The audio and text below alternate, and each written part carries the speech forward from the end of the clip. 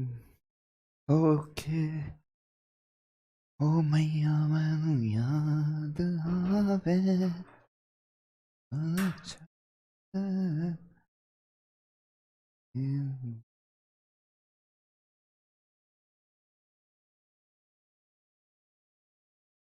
Hello hello hello hello everyone welcome to this amazing platform of physics वाला I am your mathematics mentor Sayam Badola and today trigonometry का lecture number 3 लेकर आया हूं। तो एक बार बताओ यार, आवाज कैसी क्या आ रही है? क्या मैं आपको सुनाई दे रहा हूं, दिखाई दे रहा हूं? तो एक बार लिख देना चैट में वीडियो एंड ऑडियो ओपी। हमारी a very good evening and माफी चाहेंगे आपसे, आप लोगों को 1.5 घंटे वेट कराया, पर इस बीच आपको एनटीएससी की क्लास मिल गई होगी एंड आई होप आपने वो क्लास अटेंड की होगी, है ना? तो भाई हाईली एनर्जेटिक वे में क्लास को अटेंड करेंगे, जो यहां से डिलीवर होगा वो सीखेंगे। तो भाई आज क्लास की शुरुआत करेंगे शायरी के साथ। अपन हमेशा अंत करते हैं शायरी के साथ, तो आज लेके आओ एक मोटिवेशनल वाली शायरी, एकदम भौकाल शायरी, मजा आ जाएगा, जोश तुम में भर दूंगा एकदम, है ना? ठीक है। हाँ भाई केशव, यार चैट इतनी धीरे क्यों चल रही है? Hello hello, am I audible to you, am I visible to you? बच्चों लिखो हाँ ना, कुछ तो लिखो। भरत जी एक बार चैट देखो यार, भरत, भरत भाई। चलिए एक बढ़िया सी शायरी और उसके बाद शुरू करेंगे फुल जोश के साथ। हाँ इको इको, ए किसको इको आ रहा है भाई? किसको इको आ रहा है? Yes yes yes yes yes, Audible Audible Audible. चलो ये आज बच्चे कम आए क्या? थोड़ा सा एक्टिव रहना, है ना, ताकि पता लगता रहे मुझे कि आप लोगों को एकदम मैं सुनाई दे रहा हूं, दिखाई दे रहा हूं। नमन जैन ले लिया आपका नाम, है ना? हालातों से हारने वाला मत समझना भाई, हालातों से हारने वाला मत समझना। अगर आज हवा तेरी है तो कल तूफान मेरा होगा। और चैट हो गई है बिल्कुल तूफान की तरह शुरू, है ना? एकदम तूफान की तरह चैट शुरू हो गई है। नया टाइप का माइक मुझे आज इन्होंने दिया है, थोड़ा सा मुझे अनकंफर्टेबल सा लग रहा है, पर आवाज इसमें ज्यादा बेटर आती है ऐसा कहना है इनका। तो आप लोग बताएं कैसी की आवाज आ रही है? तो भैया हालातों से हारने वाला मत समझना, समझ गए? हालातों से हारने वाला मत समझना। अगर आज हवा तेरी है तो कल तूफान मेरा होगा। कोई भी तुमको डिमोटिवेट करने आए, तुमको लो फील कराए, उसको ये बोल देना भाई। क्या बोलोगे? हालातों से हारने वाला मत समझना, अगर आज हवा तेरी है तो कल तूफान मेरा होगा।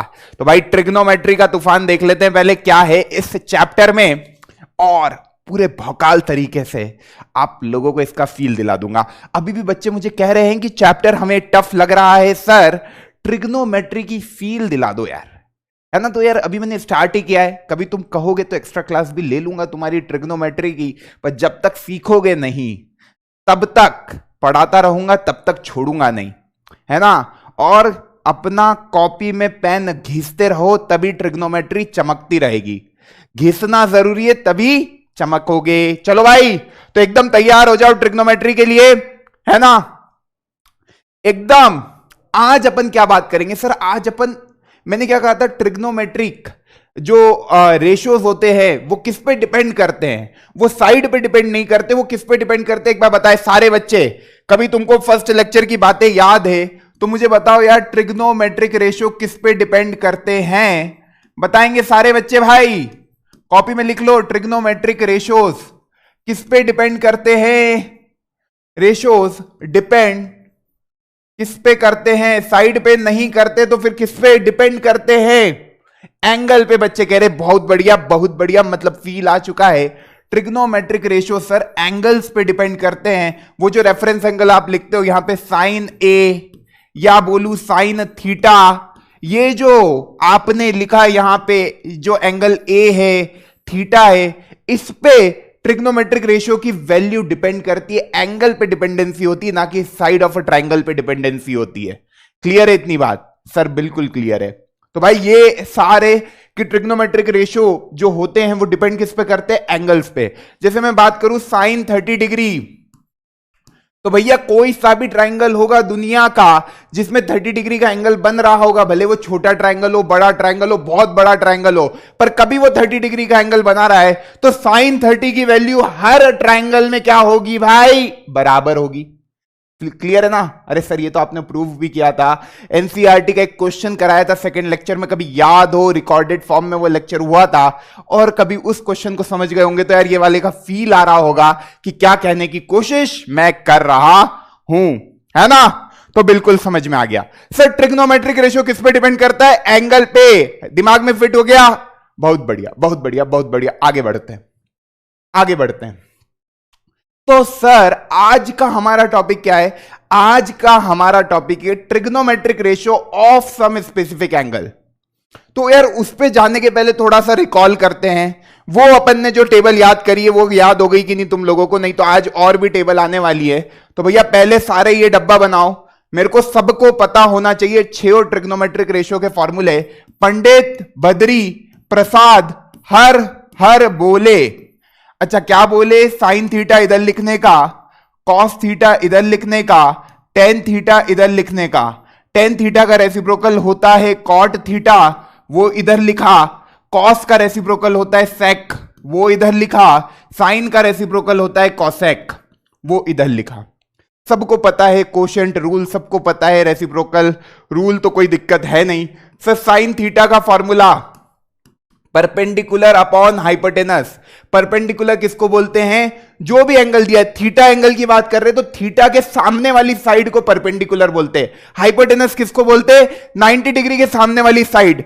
कभी मैं कोई ट्राइंगल बनाऊं, इसमें मैं कह रहा हूं ये थीटा है, ये 90 डिग्री है, तो 90 डिग्री के सामने वाली साइड हाइपोटेनस कहलाती है, थीटा के सामने वाली साइड परपेंडिकुलर कहलाती है। अब थीटा में ये दोनों साइड, मतलब ये ट्राइंगल की ये दोनों साइड आपने डिफाइन कर दी, तो थीटा के जो एडजेसेंट साइड होती है वो बेस कहलाती है, ये पता ही है आपको।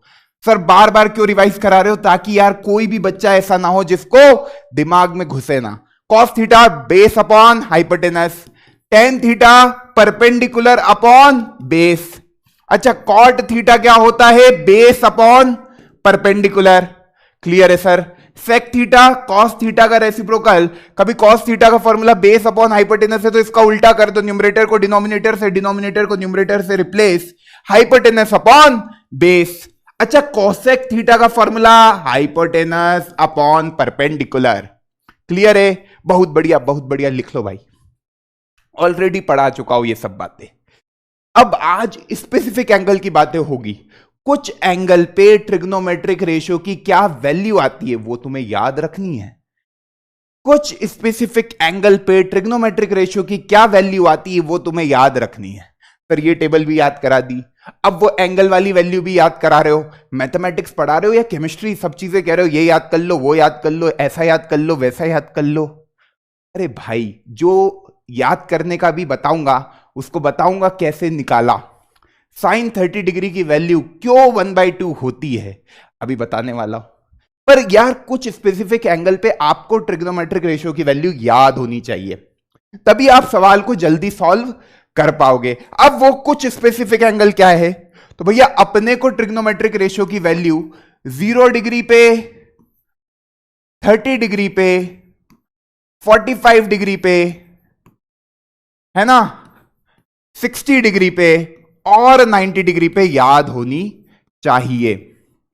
ये वो स्पेसिफिक एंगल्स है जिन पे तुमको 6 ट्रिग्नोमेट्रिक रेशियोज की वैल्यू याद होनी चाहिए, है ना। तो यार 6 ट्रिग्नोमेट्रिक रेशियो और ये एंगल कितने हैं? 5।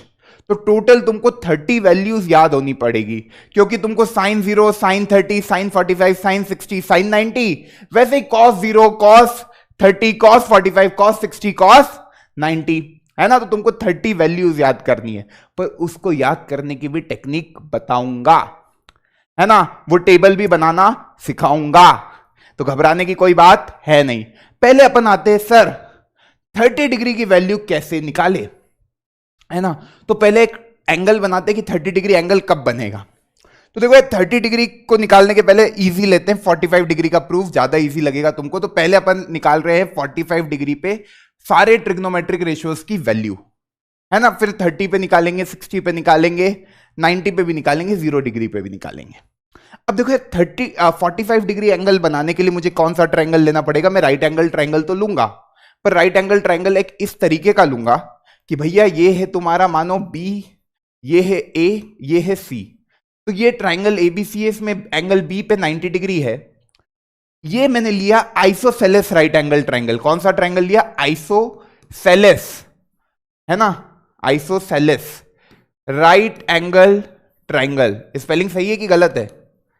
देख लेना भैया, है ना, आइसोसेलेस राइट एंगल ट्रायंगल, है ना। तो आइसोसेलेस राइट एंगल ट्रायंगल क्या होता है? जिसमें दो साइड बराबर होती है, मतलब बीसी एबी के बराबर है, बीसी एबी के बराबर है।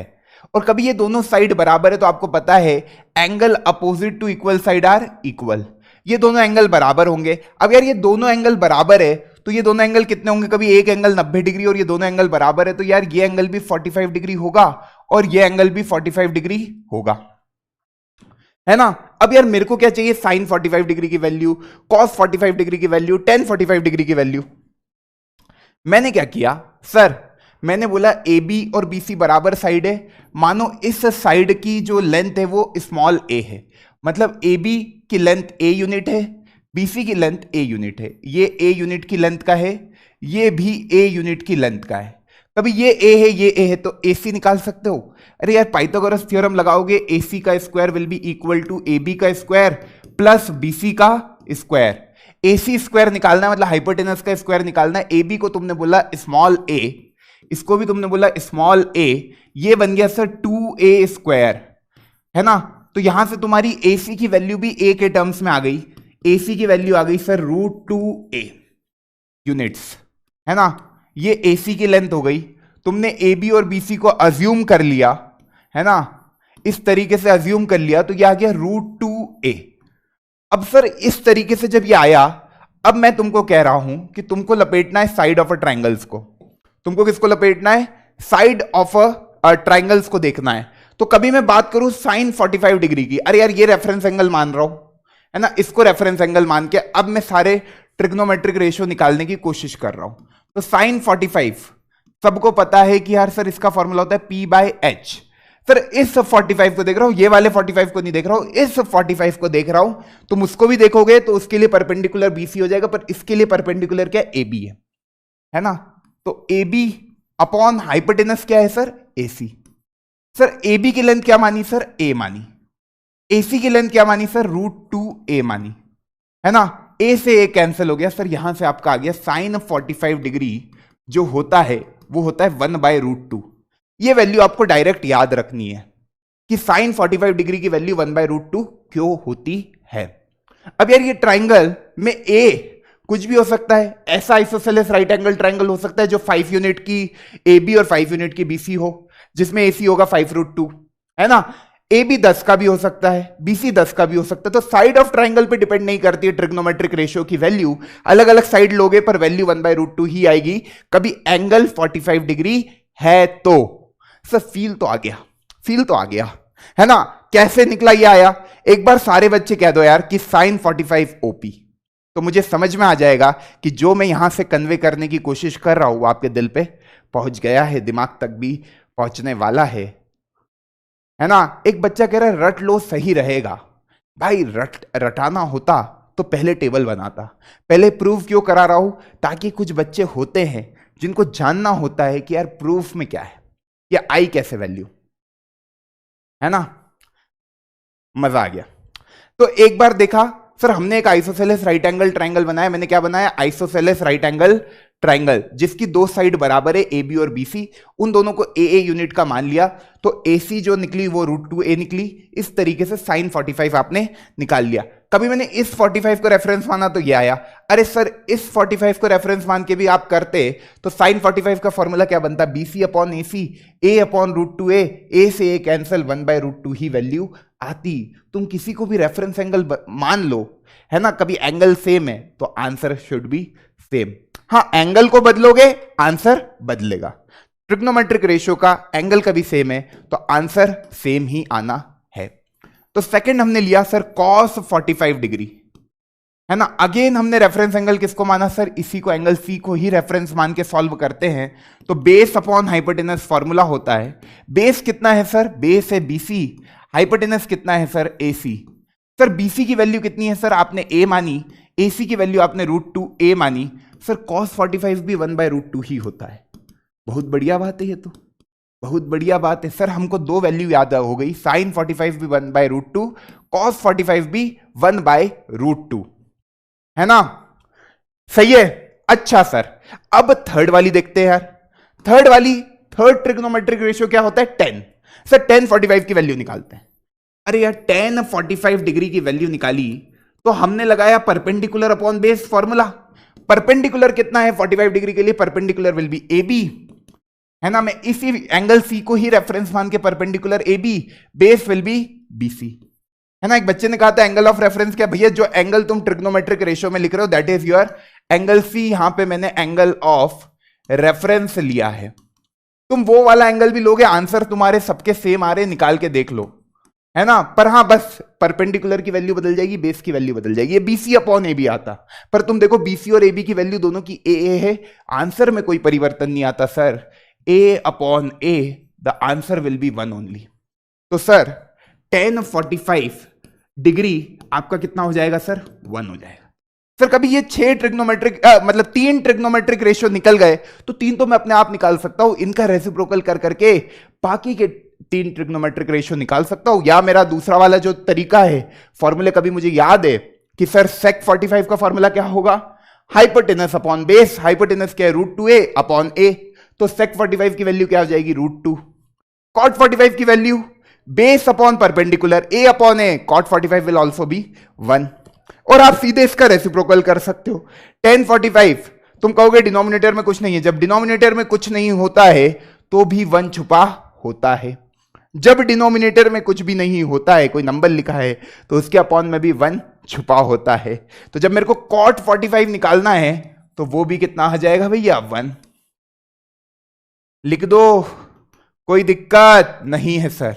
अच्छा sec 45 बताना जरा, sec 45 डिग्री की वैल्यू आ जाएगी √2 and cosec 45 will also be √2/1, तो वो भी √2। आई होप सबके ये 45 डिग्री के 6 ट्रिग्नोमेट्रिक रेशियो निकलकर आ गए होंगे। आए कि नहीं, ये sec 45 आया और उसके बाद ये आपका cosec 45, ठीक, क्लियर है, बढ़िया। सर 45 डिग्री की कहानी हमको समझ में आ गई। अब सर 60 डिग्री एंगल कौन से ट्रायंगल में बनता है, आपने राइट एंगल आइसोसेलेस ट्रायंगल बनाया, उसमें आपको 45 डिग्री मिल गया। 60 डिग्री को बनाने के लिए मेरे दिमाग में एक ही ट्रायंगल आता है, that is equilateral triangle. Equilateral triangle में तीनों साइड बराबर होती है ना, और हर एक एंगल 60 डिग्री का एंगल बनाता है। इस तरीके का इक्विलेटरल ट्रायंगल होता है जिसमें तीनों साइड ए बी सी बराबर होती है। मानो वो तीनों साइड की लेंथ है ए, है ना, ए, कभी वो तीनों साइड की लेंथ है ए, ये एंगल 60 डिग्री होगा। ये जो एंगल है, this angle will be 60 degree, this angle will be 60 degree, और ये ऊपर वाला एंगल भी 60 डिग्री होगा। अब देखो आपको 30 डिग्री भी बनाना है, 60 डिग्री भी बनाना है, तो आपने क्या करा, एक परपेंडिकुलर ड्रॉप कर दिया, है ना। परपेंडिकुलर ड्रॉप किया ए से। अब वो इक्विलेटरल ट्रायंगल में जो परपेंडिकुलर ड्रॉप होता है वो परपेंडिकुलर बाइसेक्टर की तरह भी एक्ट करता है ना, वो ए से ही पास होता है, ये बात आपको पता होगी। तो सर ये डी है ना। अब ये पूरा बीसी आपका ए था, है ना, तो ये कितना हो जाएगा a/2, क्योंकि मेरे को राइट एंगल ट्रायंगल तो फॉर्म करना ही था। ये कितना हो जाएगा a/2, है ना। ये 60 डिग्री है, ये 90 डिग्री है, तो यार ये वाला एंगल निकल के आ जाएगा कितना, 30 डिग्री। अच्छा ये 30, ये 30, है ना, क्योंकि ये जो परपेंडिकुलर बाइसेक्टर होगा ये एंगल बाइसेक्टर भी होता है इक्विलेटरल ट्रायंगल के केस में। इतना आप लोगों को सबको समझ में आ रही है बातें, बहुत बढ़िया, बहुत बढ़िया, बहुत बढ़िया, बहुत बढ़िया। क्योंकि ये इक्विलेटरल ट्रायंगल था तो अपन ने इस तरीके से ए से एक परपेंडिकुलर ड्रॉप किया AD, इस तरीके से कि यार वो एंगल ए को दो इक्वल हिस्सों में बांटेगा और बीसी को बाइसेक्ट कर देगा दो इक्वल हिस्सों में। अब मेरे को 30 डिग्री और 60 डिग्री पे ट्रिग्नोमेट्रिक रेशियो की वैल्यू चाहिए, तो मैंने कहा भैया साइन 60 की मैं बात करूं, साइन 60 डिग्री है ना। आप ये वाला ट्रायंगल देखो, ट्रायंगल एबीडी। कितने बच्चों को ये पूरा डायग्राम समझ में आया? एक बार हाँ ना बोलना, एक बार हाँ ना बोलना। मैंने एक इक्विलेटरल ट्रायंगल बनाया। मैंने क्या बनाया? एक इक्विलेटरल ट्रायंगल, है ना, जिसकी तीनों साइड बराबर होती है ना, और सारे तीनों एंगल 60-60 डिग्री के होते हैं। तो ट्रायंगल एबीसी मैंने जो बनाया वो क्या था? एक इक्विलेटरल ट्रायंगल। अब मैंने इसमें कभी ट्रायंगल एबीडी की बात करूं, एबीडी एक राइट एंगल ट्रायंगल है क्योंकि ये 90 डिग्री का एंगल फॉर्म हो रहा है। तो अब मैं इन ट्रायंगल ए बी डी की बात करूं, केवल यही ट्रायंगल देखना, बाकी सब भूल जाना। तो साइन 60 की बात करूं तो साइन 60 के लिए ये रेफरेंस एंगल लिया है, तो इसके लिए परपेंडिकुलर इसके सामने वाला एबीडी ट्रायंगल को देखेंगे तो यार एडी परपेंडिकुलर होगा, क्योंकि साइन का फॉर्मूला होता है पी अपॉन एच, है ना। तो भैया एडी आपका क्या है? परपेंडिकुलर। हाइपोटेनस क्या होगा? 90 डिग्री के सामने वाला, दैट इज एबी।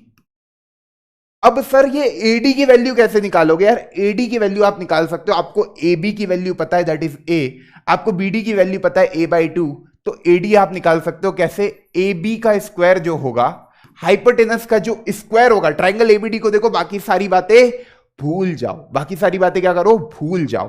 तो ए बी स्क्वायर क्या होगा भाई? B D square plus A D square, perpendicular square plus base square will be equal to hypotenuse का स्क्वायर। बी डी की वैल्यू कितनी है भाई? a/2 का स्क्वायर। सारी स्टेप लिख रहा हूं, लिखते चलो तो समझ में और अच्छे से आएगा। ये आपने लिखा A D square, A B square कितना है सर? ये है ए स्क्वायर।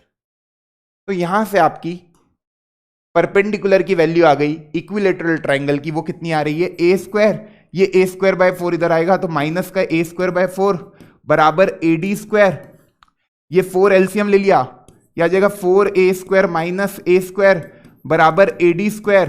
तो यह आ जाएगा 3a स्क्वायर बाय 4 बराबर ए डी स्क्वायर। तो यहां से ए डी की वैल्यू आ गई कितनी? √3a/2, क्योंकि देखो ए स्क्वायर रूट के बाहर निकल के ए दे देगा, 4 रूट के बाहर निकल के 2 दे देगा, 3 में रूट लगा रहेगा। तो एडी की वैल्यू निकल के आ गई सर √3a/2। अब यार यहां पे वैल्यू पुट कर देते हैं। एडी की वैल्यू पुट करी √3a/2, है ना, इधर ही करता हूं, by 2 divided by A B की वैल्यू। ए बी क्या है? ए से ए कैंसिल हो गया, बचा क्या? √3/2। अरे सर साइन 60 डिग्री की वैल्यू निकल के आ गई √3/2। यही होती है, कोई सा भी ट्रायंगल लेके आ जाओ, साइन 60 √3/2 निकलकर आता है। तो 60 डिग्री फ्रेम करा और इस तरीके से ट्रिग्नोमेट्री लगाई, साइन 60 की वैल्यू निकाल के लिया है। अब कुछ बच्चे कहेंगे 30 डिग्री कैसे निकालोगे? तो भाई इसको रेफरेंस एंगल मान ले, इसको रेफरेंस एंगल मान ले 30 डिग्री वाले को। तो साइन 30 डिग्री जब तुम लगाओगे, फॉर्मूला तुम्हारा अभी भी p/h है, पर जब 30 डिग्री को रेफरेंस लोगे तो परपेंडिकुलर तुम्हारा BD हो जाएगा, हाइपोटेनस तुम्हारी वही रहेगी AB, क्योंकि ट्रायंगल ABD की ही बात कर रहे हो। तो BD की वैल्यू कितनी है? BD is your a/2 and AB is your A। तो A से A कैंसिल हो गया, साइन 30 डिग्री की वैल्यू मेरे ख्याल से सबकी निकल के आ गई होगी 1/2। अब मुझे बताओ cos 60 की वैल्यू कितनी आ रही है और cos 30 डिग्री की वैल्यू कितनी आ रही है? बताना भैया सब लोग। ये साइन 60 निकाला, ये साइन 30 निकाला, है ना। एक बार वापस से देखेंगे, एक बार वापस से देखेंगे। सर यहां क्या करा? यहां पे पाइथागोरस थ्योरम अप्लाई करी सर ने, और कुछ नहीं किया। यहां क्या किया सर ने? पाइथागोरस थ्योरम अप्लाई करी, पाइथागोरस थ्योरम अप्लाई करी। ए बी स्क्वायर बराबर B D square plus A D square. कोई दिक्कत नहीं है सर, बिल्कुल समझ में आया, मजा आया सर, ठीक है। अरे बच्चे आंसर देने लग गए। तुम देखोगे तो यार cos 60 की वैल्यू 1/2 होती है और cos 30 डिग्री की वैल्यू √3/2 होती है। देख लो, निकाल के बताता हूं। cos 60 डिग्री, cos का फॉर्मूला क्या होता है? Base upon hypotenuse. इस 60 डिग्री के लिए ट्रायंगल एबीडी को ही देख रहे, बाकी को भूल गए, है ना। इस 60 डिग्री के लिए बेस क्या होगा? Base will be BD। And what will be the hypotenuse? Hypotenuse will be A B. Sir मचा देते हो यार एकदम। बी डी कितना है? अरे ए बाई टू है भाई, ए बाई टू। अच्छा ए बी कितना है? A B is A, A B is A. Sir cos 60 की वैल्यू सबकी आ रही है क्या? 1/2। अरे बिल्कुल आ रही है सर, आप निकालोगे, हमारी क्यों नहीं आएगी? क्लियर है? क्लियर है? ऊपर से तो नहीं जा रहा है, बाउंसर तो नहीं हो रही है, खेल पा रहे हो एकदम पुल शॉट रोहित शर्मा की तरह। बहुत इजी है, बहुत इजी है भाई। ट्रिग्नोमेट्री यूं ही बदनाम है कि बहुत टफ चैप्टर है, बहुत हलवा चैप्टर है ना। अब हलवा एकदम बादाम का हलवा याद मत कर लेना, हलवा मतलब इजी चैप्टर है ना। आया समझ में? बहुत बढ़िया, बहुत बढ़िया, बहुत बढ़िया। अच्छा सर कॉस 30 डिग्री की बात करें जरा, कॉस 30 डिग्री की बात करें, यही कर लेते हैं। Cos 30 degree formula will be base upon hypotenuse. 30 degree का भी रेफरेंस एंगल है तो बेस क्या होगा? बेस विल बी एडी, क्योंकि भैया 30 डिग्री को देखोगे इस ट्राइंगल के लिए 30 डिग्री के लिए परपेंडिकुलर बीडी होगा, बेस क्या होगा? एडी होगा, है ना। बेस एडी होगा, hypotenuse, hypotenuse will be AB only, है ना। बेस और हाइपोटेनस को आइडेंटिफाई करने में कोई दिक्कत नहीं भैया। 30 डिग्री के सामने वाली साइड परपेंडिकुलर कहलाती है, 90 डिग्री के सामने वाली हाइपोटेनस जो बचा है वो बेस होगा, है ना। और एडजेसेंट साइड को बेस बोलते हैं, कभी याद नहीं है तो ऐसे देख लो। एडी की वैल्यू तुमने निकाल रखी है √3 a बाई 2, है ना। और ए बी की वैल्यू कितनी है भाई? ए बी की वैल्यू ए है, तो ये ए से ए कैंसिल। कॉस 30 डिग्री आ गया आपका √3/2। कितनों का आया? मजा आया? सर मजा तो आ रहा है ना। अब tan 30 डिग्री निकालना है, tan 60 डिग्री निकालना है, निकाल लोगे? बताओ। tan 30 डिग्री निकालने के लिए क्या करोगे? अब परपेंडिकुलर अपॉन बेस ना लगा के तुम यार वो वाला रूल भी लगा सकते हो, कोशेंट रूल। tan का फॉर्मूला क्या बताया था? sin theta by cos theta. तुमको sin 30 डिग्री की वैल्यू पता है, sin 30 डिग्री की वैल्यू क्या निकाली तुमने? 1/2 उतार लो। cos 30 डिग्री की वैल्यू क्या निकाली? √3/2। ये बाई 2 से बाई 2 कैंसिल, बचा क्या? 1/√3। एक बच्चा था पिछले साल के उड़ान में, जब मैं ये काट रहा था तो उसको एक डाउट आया, सर ये ऐसा कैसे काट दिया? तो देखो कुछ बंटियों को कभी ऐसा डाउट आता है तो तुम ऐसे करा करो कि भैया 1/2 को डिवाइड करना है √3/2 से। तो बचपन में सीखा था, ये जब डिवाइड का साइन मल्टीप्लाई का होता है तो 2/√3 हो जाता है, ये इधर वाली टर्म रेसिप्रोकल हो जाती है, ये 2 से 2 कट के 1/√3 आता है। बचपन का मैथमेटिक्स, जैसे तुम्हारा बचपन का प्यार होता है, ये बचपन का क्या है भाई? मैथ्स है ना। तो भाई ये कंसेप्ट मैंने बताया बंटियों के लिए, बंटी स्पेशल। ठीक, जिनको डाउट आ गया काटने में, ये बंटी स्पेशल है भैया, ऐसे काटा है।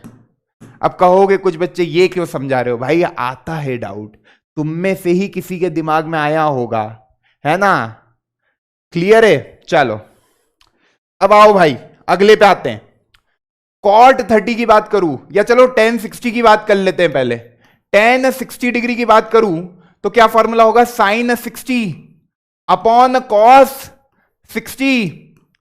sin 60 की वैल्यू मुझे तो याद है, तुम्हें भी याद कर लेनी है, √3/2 और cos 60 विल बी 1/2। तो सर tan 60 कितना हो जाएगा भैया? √3। लगा दो भाई, लगा दो। अब सर ये निकाल लिए तो बाकी तो अपने आप निकल जाएंगे। cot 30 degree reciprocal of tan। Sir हमको इसका रेसिप्रोकल करना नहीं आता। 1/√3 का रेसिप्रोकल क्या होगा? न्यूमरेटर ने डिनोमिनेटर की जगह ली, डिनोमिनेटर ने न्यूमरेटर की जगह ली, √3/1। इसको सिंपली √3 लिख सकते हैं। सर cot 60 की भी बात कर लोगे क्या? कर लेते हैं भाई, 1/tan 60। तुम एक वैल्यू निकालोगे, बाकी अपने आप निकलती चली जाएगी। ये तो मैंने तुमको बताया ही था, एक ट्रिग्नोमेट्रिक रेशियो निकल गया, बाकी सारे तुम खुद से निकाल लोगे। cot 60 ये हुआ। अब देखो ये √3/1 होगा तो इसका रेसिप्रोकल 1/√3 होगा, क्योंकि √3 के नीचे कुछ नहीं है तो डिवाइड में 1 है, डिवाइड में 1 है छिपावा। जब जिसके नीचे कोई नहीं होता उसके नीचे 1 होता है, ये तो क्लियर है ना, बहुत बढ़िया।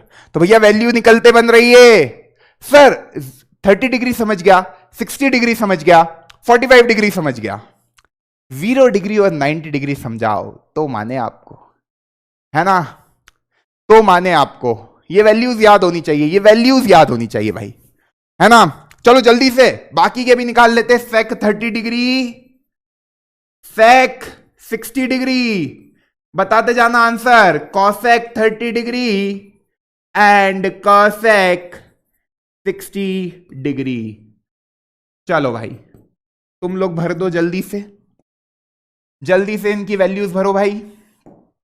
सेक 30 मतलब कॉस 30 का रेसिप्रोकल, कॉस 30 आया था √3/2, तो ये हो जाएगा 1/cos 30। याद रखने का तरीका 1/√3/2, इसको लिख देंगे 2/√3, है ना। ये आएगा 1/cos 60, तो cos 60 था 1/2, तो 1/2 का रेसिप्रोकल होगा 1/1/2 विच इज 2 ओनली, है ना, क्योंकि नीचे वाला रेसिप्रोकल होके 2/1 बन जाएगा। अब 2/1 का 1 के साथ मल्टीप्लीकेशन 2 ही आएगा आंसर। अच्छा कॉसेक 30 की बात करें तो यार 1/sin 30, ओके सर, तो 1/1/2, 1/1/2 कितना आया भैया, 2, कितना आया 2। कॉसेक 60 की बात करूं तो कॉसेक 60 1/cosec मतलब 1/sin 60, दिख रहा है ये, अरे सब दिख रहा है सर।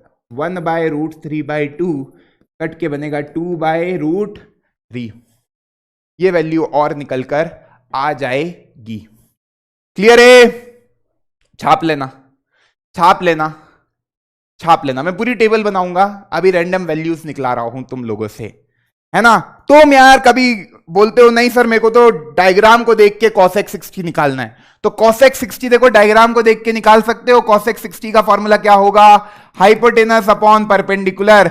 इस 60 डिग्री के लिए हाइपोटेनस क्या है, ए बी, उसकी वैल्यू क्या है ए, परपेंडिकुलर क्या है ए डी, उसकी वैल्यू क्या है √3/2a, ए से ए कैंसिल बना 2/√3। देखो कॉसेक 60 की वैल्यू मैंने क्या लिखाई 2/√3। समझ में आया, मजा आया, तो निकाल लोगे ना, कोई दिक्कत नहीं है सर। सारी बातें समझ में आ गई, उतार लो, लिख लो, छाप लो, दिमाग में छाप लेना, दैट इज इंपॉर्टेंट, कॉपी में भी छाप लो। बड़े आगे, बड़े आगे, तो भैया कौन कौन से एंगल खत्म हो गए, 45, 30, 60।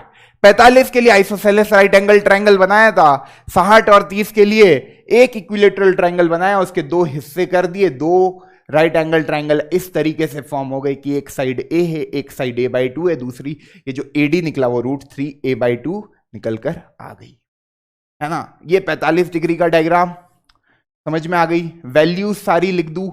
साइन 45 डिग्री जल्दी जल्दी रिवाइज हो जाएगी, जो अपन ने निकाला क्या निकला 1/√2। कॉस 45 बिल्कुल सेम निकला था 1/√2। tan 45 1। अब ये तीनों याद है तो बाकी तीन तो अपने आप लिख ही दोगे। cot 45 1 का रेसिप्रोकल विल बी 1 ओनली, है ना। sec 45 √2 and cosec 45 again √2। Clear, चलिए सर ये 6 हमको याद हो गई होगी। 6 याद करने की जरूरत नहीं है, तुम केवल साइन कॉस भी याद रख लोगे तो बाकी निकाल सकते हो। 10 को साइन बाय कॉस कर लोगे और बाकी सारी चीजें अपने आप रेसिप्रोकल करके निकाल सकते हो। सर 0 और 90 डिग्री बचा है तो मेरे को भी पता है, बताऊंगा। 60 डिग्री लिखते हैं, चलो 60 डिग्री लिखते हैं। साइन 60 याद आ रही है, वैल्यू क्या निकली थी √3/2। अच्छा सर cos 60 1/2। थर्ड tan 60 सीधे ऊपर वालों को डिवाइड करोगे, ये कैंसल √3। cot 60 इसका रेसिप्रोकल 1/√3। sec 60 दैट इज 2 और cosec 60 साइन का रेसिप्रोकल पहली वाले का √3/2 का रेसिप्रोकल 2/√3। चलो भैया बड़े आगे, एनसीईआरटी एग्जाम्पलर बच्चा कह रहा है, बिल्कुल करा देंगे भाई। और ऐसा पढ़ा रहा हूं कि एनसीईआरटी एग्जाम्पलर खुद से ही बन जाएगी। क्या कह रहा हूं? खुद से ही बन जाएगी। हाँ भाई 30 डिग्री। सर खुद से खुद की तारीफ मत किया करो, अच्छा नहीं लगता, शोभा नहीं देता यार आप पे। चलो ठीक है, तुम कहते हो तो ये भी मान लेते हैं। चलो भैया 30 डिग्री लिख ले। हाँ सर बताओ भैया जरा, साइन 30 डिग्री कितना निकला था? सर साइन 30 डिग्री निकला 1/2। कॉस 30 डिग्री कितना निकला? √3/2। अच्छा tan 30 डिग्री कितना निकला? 1/√3। कॉट 30 डिग्री कितना निकला? कॉट 30 डिग्री कितना निकला भाई? Cot 30 degree √3। Fifth sec 30 degree and sixth cosec 30 degree. जल्दी कॉपी में छाप लेना भाई सारी वैल्यूज। फिर एक ऐसी टेक्निक बताऊंगा कि तुम बोलोगे सर पहले ये बता देते। 2/√3 है ना, और ये हो जाएगी आपकी 2। सही है, सही है ना। पुष्कर मिश्रा कह रहे प्लीज डोंट बैन मी। भाई तुम्हें क्यों बैन कर दिया? किसने बैन कर दिया? चलो बढ़े आगे, बढ़े आगे। सबने छाप लिया? कोई दिक्कत, कोई कंफ्यूजन, कोई डाउट तो नहीं है? बिल्कुल नहीं है सर। अब सर 0 डिग्री और 90 डिग्री के कॉन्सेप्ट में ना थोड़ा ट्राइंगल के बाहर जाके बातें होंगी। देखो यार 0 डिग्री को प्रूव करना है, मतलब ये कभी मेरा एंगल ऑफ रेफरेंस है, this is my angle of reference, है ना। इस एंगल को 0 डिग्री बनाना है, इस एंगल को 0 डिग्री बनाना है। प्रूफ इसका देखो यार, तुम कुछ बच्चे जब मैं इसका प्रूफ बताता हूं तो वो ये उनके दिमाग में ये आता है, मैं बताऊंगा क्या क्या डाउट तुम्हारे दिमाग में आ सकते हैं, है ना। क्योंकि 0 degree and 90 degree are the limiting case, एकदम लिमिटिंग केस होते हैं। उसमें आपको अजम्पशन करना पड़ता है कि यार ये जो रेफरेंस एंगल है ना, ये जो एंगल ऑफ रेफरेंस है, रेफरेंस एंगल मतलब जिसके अबाउट तुम ट्रिग्नोमेट्रिक रेशियो की वैल्यू निकाल रहे हो, मतलब साइन ए की वैल्यू निकाल रहे हो, तो अपन 0 डिग्री की बात कर रहे हैं, मतलब ये वाला एंगल AC और AB के बीच का एंगल 0 डिग्री होगा। तो वो होगा कैसे? ये ट्रांसफॉर्मेशन दिए हैं कि भैया ये वाला जो एंगल है ये एकदम चिपक जाए। 0 डिग्री मतलब ये दोनों रे एक दूसरे के ऊपर क्या हो जाए? चिपक जाए। देखो ये एंगल कम कम कम कम कम कम बिल्कुल चिपका दिया। AB और AC को, AB और AC को मैंने ऐसे एक दूसरे पे चिपका दिया। क्या किया भैया? चिपका दिया। ओ भाई ज्यादा जोश में आ गए हो सर आप। AB और AC को क्या करा? चिपका दिया। तभी तो ये ग्रीन और ब्लू में जब एंगल डिफरेंस, देखो यहां पे ये ग्रीन थी तुम्हारी, है ना, और ये मानो तुम्हारी ब्लू रे है, ये आपकी ब्लू रे है ना, ये आपकी क्या है भैया? ब्लू रे है। तो ग्रीन और ब्लू के बीच का एंगल जब 0 डिग्री हो जाएगा, कब होगा? जब ये बिल्कुल दोनों एक दूसरे के ऊपर चिपक जाएगी। उस केस में तुम देखोगे तो ट्रायंगल फॉर्म नहीं होगा, उस केस में तुम देखोगे तो ट्रायंगल फॉर्म नहीं होगा। और जब भी बच्चों को मैं कहता हूं यार 0 डिग्री कैसे किसी ट्रायंगल में फॉर्म होगा, भाई 0 डिग्री हो गया कभी कोई एंगल, इसका मतलब क्या है? इसका मतलब क्या है भाई? इसका मतलब सर ये है कि वो ट्रायंगल आपका ट्रायंगल नहीं रहा, वो एक स्ट्रेट लाइन बन गया। अब क्या स्ट्रेट लाइन में ट्रिग्नोमेट्री लग सकती है? बिल्कुल, जो तुमने पढ़ा बस उसी को दिमाग में लगाओ, है ना। अब जैसे मेरे को 0 डिग्री की वैल्यू निकालनी है, तो यार यहां पे मैं देखूं साइन ए कभी मैं लगाता तो फॉर्मूला क्या बनता? BC। सुनना ध्यान से सुनना, साइन ए का फॉर्मूला क्या होता? परपेंडिकुलर अपॉन हाइपोटेनस, है ना। इस ए के लिए परपेंडिकुलर BC होता, हाइपोटेनस AC होता, तो यार ये फॉर्मूला बनता BC अपॉन AC। अब तुम देखो यार ये BC तो पूरा खत्म हो जाएगा 0 डिग्री के केस में। भाई B और C एक ही पॉइंट पे आ गए तो BC की वैल्यू कितनी हो गई? 0 हो गई, है ना। और जो AC है वो AB के क्या हो गया? बराबर हो गया। AC जो है वो AB के क्या हो गया? बराबर हो गया। मतलब हाइपोटेनस तुम्हारे बेस के बराबर हो गई। इस तरीके की कहानी बन रही है। तो BC 0 है, 0 अपॉन हाइपोटेनस की कुछ भी वैल्यू हो, है ना, तो 0 upon AC will be 0 only. तो यार साइन 0 की बात करूं मैं, साइन 0 की बात करूं तो वो 0 ही निकल कर आता है। अब देखो तुम लोगों को डाउट आएगा इसमें कि सर ये तो ट्रिग्नोमेट्री नहीं है, फिर ट्रिग्नोमेट्री क्यों अप्लाई कर दी? इमेजिन करो कि यार ये जो एंगल है ये 0 डिग्री कब बनेगा? जब परपेंडिकुलर पूरी तरह खत्म हो जाएगा, जब परपेंडिकुलर पूरी तरह खत्म हो जाएगा तभी ये एंगल 0 डिग्री बनेगा। जब परपेंडिकुलर पूरी तरह खत्म हो गया तो साइन के फॉर्मूले में तो परपेंडिकुलर अपॉन हाइपोटेनस आता है, परपेंडिकुलर पूरी तरह खत्म हो गया मतलब ऊपर का न्यूमरेटर पूरी तरह खत्म हो गया, ऊपर का न्यूमरेटर 0 हो गया। अब 0 अपॉन कुछ भी समथिंग करोगे, है ना, हाइपोटेनस 0 है नहीं, कुछ तो वैल्यू है इस लेंथ की, तो 0 upon non zero quantity will always give you 0, तो 0 आ जाएगा, है ना, 0 आ जाएगा। तो भाई ऐसा मत सोचना जिनके भी दिमाग में आ रहा है सर ये ट्राइंगल तो है नहीं, भाई 0 डिग्री को समझने का ये सबसे आसान तरीका है। एनसीईआरटी में भी इसी तरीके से 0 डिग्री को समझाया है कि जब 0 डिग्री की बात करेंगे तो आप ऐसे ही समझोगे कि ये एंगल को 0 डिग्री करना है, मतलब एंगल ऑफ रेफरेंस को 0 डिग्री करना है, और 0 डिग्री कभी किसी ट्राइंगल में पॉसिबल है नहीं। तो सर कभी 0 डिग्री किसी ट्राइंगल में पॉसिबल नहीं तो ट्रिग्नोमेट्री क्यों लगा रहे हो?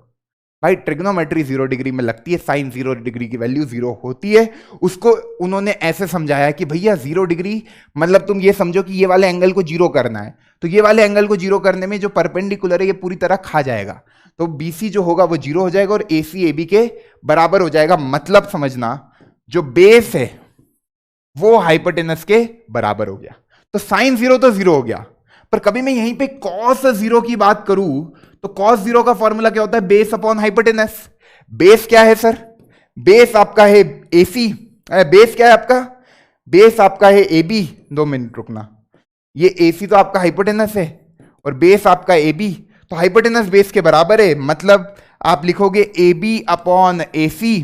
ये दोनों वैल्यू तो बराबर हो गई 0 डिग्री के केस में, बेस अपॉन हाइपोटेनस, तो ये कट जाएगा, आंसर आ जाएगा 1। cos 0 डिग्री की वैल्यू 1 होती है क्योंकि ये दोनों इक्वल क्वांटिटी और दो इक्वल क्वांटिटी को डिवाइड करोगे तो आंसर क्या आएगा? 1 आएगा।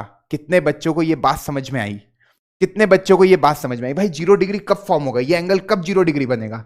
इस फाइनल केस में यहां पे तुम एंगल ए को देखोगे क्योंकि AB और AC रे दोनों एक दूसरे के ऊपर चिपक गई तभी तो 0 डिग्री फॉर्म हुआ। अब 0 डिग्री फॉर्म हुआ तो इस तरीके से तुम बाकी सारे ट्रिग्नोमेट्रिक रेशो निकालते हो। अच्छा tan 0 की बात करूं तो मैं tan 0 फॉर्मूला क्या है? Perpendicular upon base. अब बेस तो हाइपोटेनस के बराबर है पर परपेंडिकुलर की वैल्यू 0 है तो 0 upon something will be 0 only, तो tan 0 भी 0 होता है। tan 0 भी क्या हो जाएगा? 0, क्योंकि परपेंडिकुलर 0 है, बेस में कुछ भी हो आंसर क्या आएगा? 0 ही, क्योंकि परपेंडिकुलर पूरी तरह खा गए तुम। ये BC 0 मतलब परपेंडिकुलर 0, BC तो तुम्हारा परपेंडिकुलर था, ये एंगल ऑफ रेफरेंस था। तो कितने बच्चों को बात समझ में आई? पक्का? थोड़ा सा समझना पड़ेगा, थोड़ा सा समझना पड़ेगा, पर फील आ जाएगा। एक बार बताओ फील आया कि नहीं? 0 डिग्री का फील आया कि एक बार वापस से समझाऊं? जो कहोगे, जो भी बच्चे कहेंगे एक बार रिपीट कर दो, रिपीट कर देंगे, कोई दिक्कत नहीं है। पर यह मैंने बहुत आराम से समझाया है, कभी तुमने सुना होगा तो तुमको समझ में आ गया होगा, ऐसी उम्मीद कर रहा हूं। और नहीं भी आया तो अच्छा, बच्चे कह रहे कॉट की वैल्यू, अरे भाई कॉट 0 निकालोगे, है ना, कॉट 0 निकालोगे तो आप यूं ही देख लो, कॉट 0 का फॉर्मूला क्या होता है? बेस अपॉन परपेंडिकुलर, है ना, बेस की वैल्यू कुछ होगी पर परपेंडिकुलर की वैल्यू तो 0 है। इस केस में तुम समझ लो परपेंडिकुलर 0 है, बेस हाइपोटेनस के बराबर है 0 डिग्री के केस में, तो जब डिनोमिनेटर में 0 आ गया तो कॉट 0 क्या हो जाएगा? नॉट डिफाइंड या अनडिफाइंड कह लो, नॉट डिफाइंड, डिफाइंड ही नहीं कर सकते। कभी डिनोमिनेटर में 0 आ गया तो उस क्वांटिटी को तुम डिफाइंड ही नहीं कर सकते। अच्छा सर सेक 0 की बात करें तो सेक 0 क्या होगा? सेक 0 होगा हाइपोटेनस अपॉन बेस, दोनों वैल्यू बराबर है तो कैंसिल होके 1 ही दे देगा। सेक 0 की वैल्यू भी 1 के बराबर होगी। अरे सर कॉसेक 0 की वैल्यू क्या होगी? देख पा रहे हो, हाइपोटेनस अपॉन परपेंडिकुलर, अब ये हाइपोटेनस अपॉन 0 हो जाएगा, डिनोमिनेटर में 0 आ गया तो यार कॉसेक 0 भी नॉट डिफाइंड होगा। कितने बच्चों को ये बात समझ में आ गई? Sine 0 will be 0, cos 0 will be 1, tan 0 will be perpendicular upon base, that again will be 0, क्योंकि परपेंडिकुलर की वैल्यू 0 है तो 0 upon something will be 0 only, है ना। बेस और हाइपोटेनस बराबर है और उसकी कुछ लेंथ है, ये जो लेंथ आई, अब ये लेंथ को a मानना है, a मान लो, कोई भी वेरिएबल मान सकते हो। कितने बच्चों को पूरा ये 0 डिग्री कंसेप्ट समझ में आ गया? सारे ट्रिग्नोमेट्रिक रेशियो समझ में आ गए 0 डिग्री पे। एक बार वापस से देखेंगे सर, क्योंकि हमारे कुछ बंटियों को नहीं आया है समझ में और कुछ को नहीं आता है ना, तो भाई ये दिल को सुकून नहीं मिलता है। अब कुछ को लगेगा यार सर समझ में आ गया, आगे बढ़ो, सवाल कब कराओगे? तो भाई अपने ही साथ वाले लोग हैं, कभी नहीं आया समझ में तो एक बार रिपीट कर देते हैं, है ना, क्योंकि डाउट आता है बच्चों को। तुम ये देखो 0 डिग्री निकालना है, मतलब यार इस एंगल को 0 डिग्री बनाना है, क्योंकि अभी अपन ने इसी एंगल को 45 डिग्री बनाया, इसी एंगल को 60 डिग्री बनाया, अब इसी एंगल को 0 डिग्री बनाना है। ये 0 डिग्री कब बनेगा? जब ये ग्रीन रे और ब्लू रे, ग्रीन रे मतलब ए बी और ए सी एक दूसरे के ऊपर चिपक जाएंगे। ये आखिरी वाला देखो एंगल कम हो रहा है, ये एंगल ज्यादा है, सेकंड केस में एंगल और कम हुआ और कम हुआ, और ये आखिरी में तो 0 डिग्री हो गया। तो भैया 0 डिग्री के केस में क्या हो रहा है, कभी मैं विजुअलाइज करूं, ये मेरा एंगल ऑफ रेफरेंस है, तो उसके लिए ये परपेंडिकुलर होगा, ए बी बेस होगा, ए सी हाइपोटेनस होगा। यहां लिख देता हूं, B C will be my perpendicular, A B will be my base, है ना, and A C will be my hypotenuse. ये इस तरीके से बात समझ में आ गई, ये परपेंडिकुलर है, ये बेस है, और ये हाइपोटेनस है। ठीक सर, पूरी बात समझ में आ गई, है ना, पूरी बात बार बार नहीं लिखेंगे। अब हमको एक बात समझ में आई, यहां पे हमने विजुअलाइज किया कि ए बी जो है वो ए सी के बराबर हो गया। ए बी क्या था?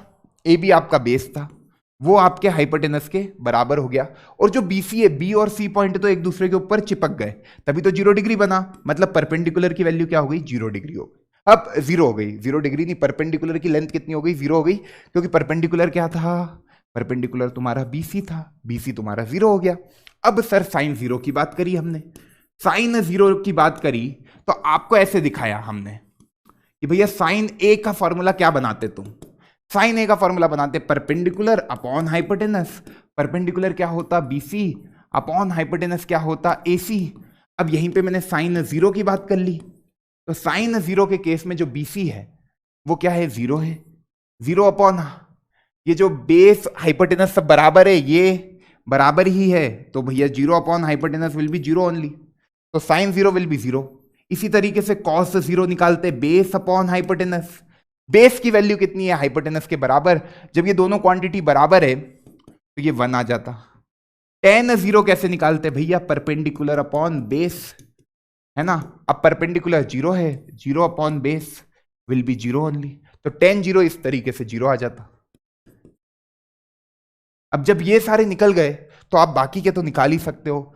सर कॉट 0 की बात करूं, यहीं पे लिख देता हूं कॉट 0 डिग्री। कॉट 0 का फॉर्मूला क्या होता है? Base upon perpendicular. अब बेस तो कुछ है, परपेंडिकुलर 0 है, तो यार ये तो आ जाएगा नॉट डिफाइंड, एनडी लिख रहा हूं। एनडी मतलब जब डिनोमिनेटर में 0 आ गया तो मैथमेटिकली वो डिफाइंड नहीं होती क्वांटिटी, और तुम 10th के लिए नॉट डिफाइंड क्वांटिटी को इंफिनिटी भी लिख सकते हो, होता नहीं है मैथमेटिक्स में इंफिनिटी, है ना, पर 10वीं के लिए तुम नॉट डिफाइंड क्वांटिटी को इंफिनिटी भी लिख सकते हो कि कॉट 0 जो है फॉर्मूला होता है बेस अपॉन परपेंडिकुलर, परपेंडिकुलर 0 है तो नॉट डिफाइंड आएगा, नॉट डिफाइंड को तुम इंफिनिटी भी लिख सकते हो। ये गलत है कॉन्सेप्ट, है ना। इंफिनिटी आंसर जब आता है जब डिनोमिनेटर टेंडिंग टू 0 होता है। तुम कंफ्यूज हो जाओगे, इसलिए अभी के लिए तुम ये समझो कि जब भी नॉट डिफाइंड आए, अनडिफाइंड क्वांटिटी आए, डिनोमिनेटर में 0 आए, तुम इंफिनिटी लिख देना। क्लियर? तो ये निकल गया, तो सेक 0 भी निकाल लोगे भैया। सेक 0 बताना कितना आएगा, एंड कॉसेक 0 कितना आएगा, है ना। अब इसी तरीके से 90 डिग्री भी मैं आपको निकाल कर बता देता हूं। सेक 0 और कॉसेक 0 की वैल्यू बताओ, तो हाइपोटेनस अपॉन बेस, जब दोनों बराबर है, देखो हाइपोटेनस बेस के बराबर है तो आंसर 1 आ जाएगा, और कॉसेक 0 में हाइपोटेनस अपॉन परपेंडिकुलर, तो हाइपोटेनस अपॉन 0 ये भी नॉट डिफाइंड आया, that is equal to infinity. अभी इक्वल टू इंफिनिटी लिख दो, नॉट डिफाइंड इंफिनिटी के बराबर नहीं होता। नॉट डिफाइंड मतलब डिफाइंड ही नहीं है, मैथमेटिकली इंपॉसिबल है। ठीक, चलो उतार लिया, छाप लिया, आगे बढ़ते हैं, है ना। ठीक है ना। अब ये बच्चे कह रहे हैं हाइपोटेनस कभी बेस के बराबर होगा क्या? अरे इस केस में हो रहा है ना भाई। अब तुम देखो ये एंगल 90 डिग्री की बात कर रहे हैं, तो इस एंगल को 90 डिग्री बनाना है। अब इस एंगल को 90 डिग्री बनाना है, तो भाई इस एंगल को बड़ा करना है, ये एंगल को बड़ा करना है, इस एंगल को क्या करना है? बड़ा करना है। तो इसको बी के पास लेते जाएंगे। इसको देखो थोड़ा पास लाए तो एंगल बड़ा हुआ, थोड़ा और पास लाए तो एंगल 90 डिग्री के करीब आ रहा है, और बिल्कुल बी पे चिपका दिया तो एंगल क्या हो गया? 90 डिग्री। एंगल क्या हो गया? 90 डिग्री। समझ में आई बात? अब यार ये करने में क्या हुआ कि जो बीसी है, जो बीसी है वो किसके बराबर हो गया? एसी के बराबर हो गया, है ना। थोड़ा सा समझो कि भैया ये एंगल को 90 डिग्री बनाना है, मतलब इस एंगल को बड़ा करना है, तो ए को आप बी के पास लाते जाओगे लाते जाओगे लाते जाओगे, और जो ए बी क्वांटिटी है वो क्या हो जाएगी, जीरो हो जाएगी। मतलब जो बेस है, जैसे ये एंगल ऑफ रेफरेंस है तो ये बेस हो जाएगा, ये परपेंडिकुलर हो जाएगा, ये हाइपोटेनस हो जाएगा। तो जो बेस है वो जीरो हो जाता है 90 डिग्री के केस में, और परपेंडिकुलर हाइपोटेनस के बराबर हो जाता है। तो जब तुम कहोगे साइन 90 की वैल्यू निकालो, फॉर्मूला क्या होता है, P by H. Perpendicular hypotenuse के बराबर, ये दोनों क्वांटिटी बराबर बराबर है तो कटेगी तो आंसर 1 आएगा। पर यहीं पे मैं cos 90 की बात करूं तो बेस अपॉन हाइपोटेनस, बेस क्या हो गया, जीरो हो गया, zero upon hypotenuse will B zero. अच्छा tan 90 की बात करेंगे तो perpendicular upon base, perpendicular base क्या हो गया, जीरो, यह आ जाएगा नॉट डिफाइंड, आप इंफिनिटी लिख सकते हो tan 90 की वैल्यू। अब तो आ गया ना समझ में, अब तो आ गया ना समझ में, पक्का। इस एंगल को 90 डिग्री बनाना है तो इसको बी के करीब लाते जाओगे लाते जाओगे लाते जाओगे, ये एक ऐसी स्ट्रेट लाइन बन जाएगी, ये ऐसी एक स्ट्रेट लाइन बन जाएगी। ए बी और बी सी, यही दो रे के बीच का एंगल देख रहे थे अपन, ये देखो, है ना। ये जो ए बी है ये पूरी तरह आपकी क्या हो गई, खत्म हो गई, ये ए बी आपकी पूरी तरह क्या हो गई, खत्म हो गई। इस तरीके से आपने वैल्यूज निकाल लिए। क्लियर है, क्लियर है। परपेंडिकुलर इसमें हाइपोटेनस के बराबर हो जाता है 90 डिग्री में, वहां पे बेस हाइपोटेनस के बराबर हो जाता है, परपेंडिकुलर जीरो हो जाता है। ये 90 डिग्री का है सिनेरियो, फॉर्मूला लगा के आप सारी वैल्यूज निकाल सकते हो। 0 डिग्री का सिनेरियो कुछ कहां लिखा भैया मैंने, 0 डिग्री का ये रहा सिनेरियो, ये 0 डिग्री का सिनेरियो है। बेस हाइपोटेनस के बराबर होता है, परपेंडिकुलर जीरो के बराबर होता है। क्लियर है सर। अब ये इतनी सारी वैल्यू याद कैसे रखेंगे, है ना। इसी तरीके से तुम cot 90 भी लिख दो भैया। cot 90 फॉर्मूला क्या होता है, बेस अपॉन परपेंडिकुलर, तो बेस आपका जीरो है, zero upon perpendicular will B zero, तो cot 90 की वैल्यू जीरो हो गई। sec 90 की मैं बात करूं तो फॉर्मूला होता है हाइपोटेनस अपॉन बेस, डिनोमिनेटर में बेस आ रहा है मतलब नॉट डिफाइंड इंफिनिटी, क्योंकि हाइपोटेनस अपॉन जीरो हो जाएगा, बेस जीरो है। अच्छा cosec 90 की बात करूं तो वो 1 ही हो जाएगी, 1 का रेसिप्रोकल विल बी 1 ओनली, है ना। याद भी आ गया होगा, हाइपोटेनस अपॉन परपेंडिकुलर कट जाएगा, आंसर आ जाएगा 1। क्लियर है। एक बच्चा कह रहा है नींद आ रही है, ओ भाई ओ भाई, क्या शायरी हो जाएगा, तुम्हारी नींद कैसे उड़ाई जाए, है ना। चलिए बड़े आगे उतार लिया। अब देखो यार सर, सब लोग अपनी नोटबुक में इस तरह से टेबल बना लो, 0 degree, 30 degree, 45 degree, 60 degree, 90 degree, इधर लिख दिए तुमने सारे एंगल, है ना। इस तरीके से हॉरिजॉन्टल में 0 degree, 30 degree, 45 degree, 60 degree, 90 degree, ठीक।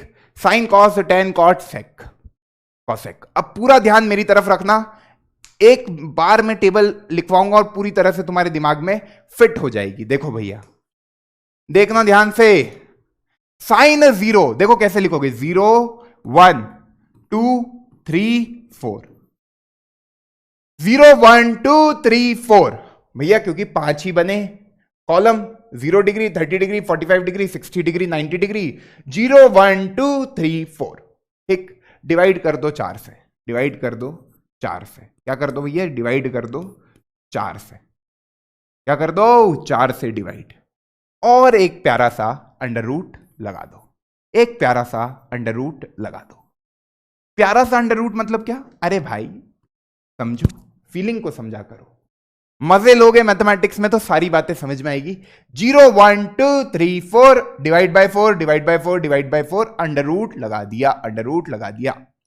अच्छा भाई 0 बाय 4, तो 0 0 का under root will be 0 only. 1 by 4 का अंडर रूट, तो 1 बाहर निकल जाएगा, अंडर रूट के 4 भी बाहर आ जाएगा, 1 बाय 2, ये कैंसिल होगा। 1 बाय 2 का अंडर रूट, तो 1 बाय 2 में 1 बाहर आ जाएगा, अंडर रूट के रूट 2 बाकी रह जाएगा, नीचे रूट 4 बाहर आ जाएगा, 2 दे देगा, बचेगा ऊपर रूट 3। अच्छा 4 और 4 कट के 1 दे देंगे, रूट 1 विल बी 1 ओनली।